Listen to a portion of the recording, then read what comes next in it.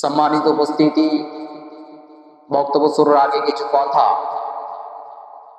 আমি প্রত্যেক জায়গায় যে জায়গায় প্রথম বক্তব্য দিই সেই জায়গায় এই কথাগুলো বলি। আজকে যে দিনটাতে আপনি এসেছেন সেই দিনটির নাম হচ্ছে জুমআ। আর জুমা মানে হচ্ছে আপনি যেটা ভাবেন, জুমা মানে এই নয় যে যিনি তিন কাঠের উপরে উঠেছেন তিনি দেখতে সাদা, দেখতে কালো, না দেখতে সুন্দর, এর নাম জুমা নয়।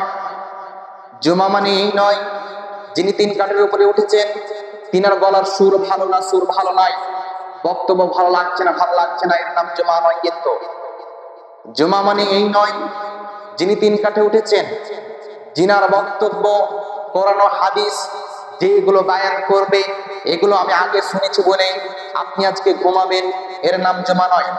জুমা মানে হচ্ছে এই যে আপনি এই সপ্তাহের মধ্যে যে ভুলগুলো করে আসছেন এগুলোকে আবার আবৃত্তি করে তার নাম হচ্ছে জুমা।